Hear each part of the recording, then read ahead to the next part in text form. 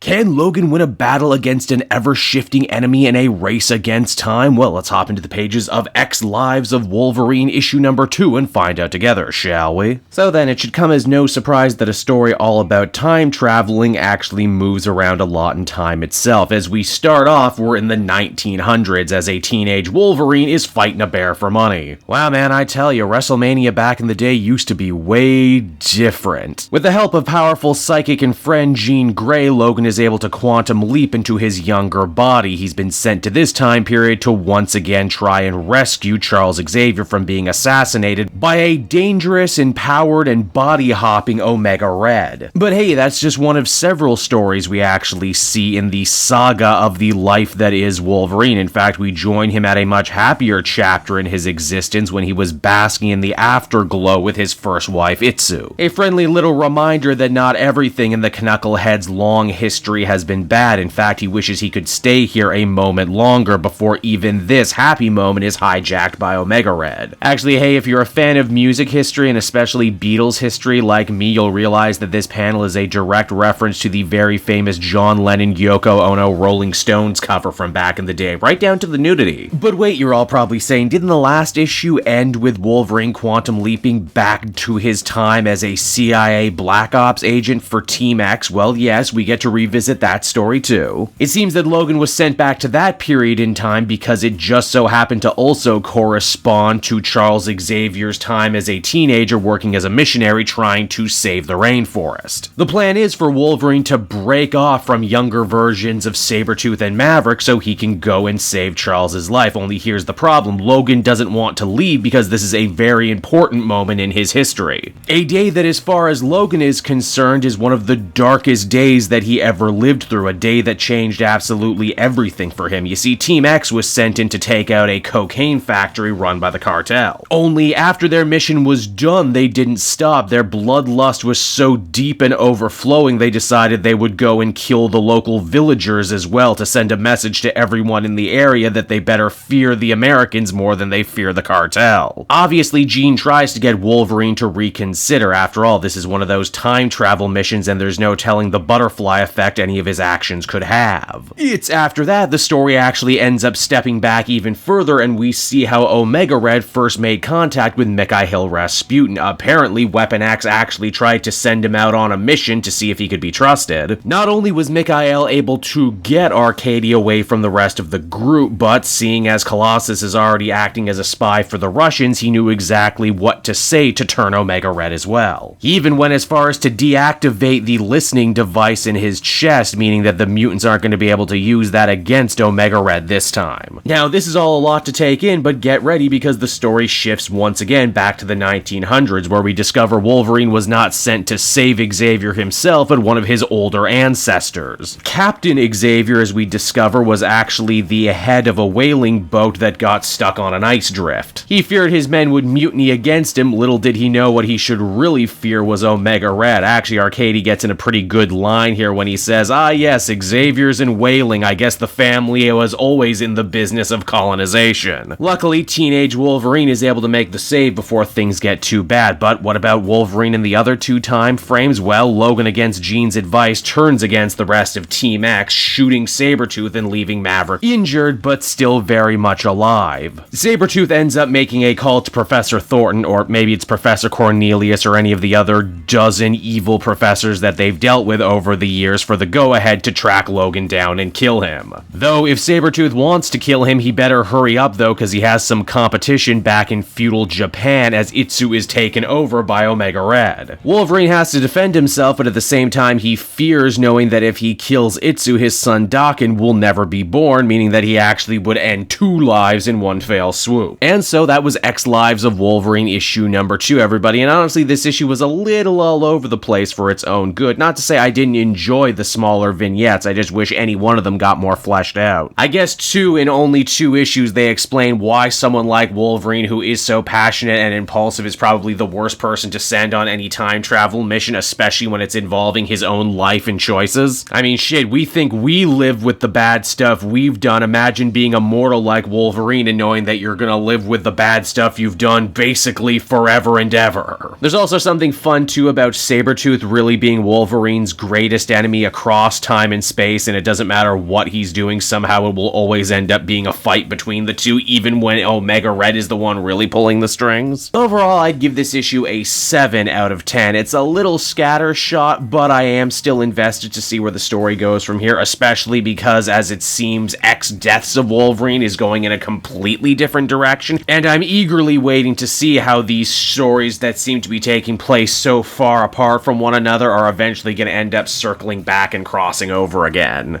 Hey there everyone, Cape Joel again, and I want to thank you so much for watching to the end of the video. As always, if you liked what you see, be sure to like, subscribe, comment. It really helps drive engagement and helps me out too. Also, if you are a patron, which you can become for as little as $1 a month, you will get exclusive content that no one else can ever see, and you'll get to see the Comic Multiverse podcast before anyone else too. You can check out all this and more down in the description. And until next time everyone, this has been Cape Joel, and I'll see you all next time. Cheers.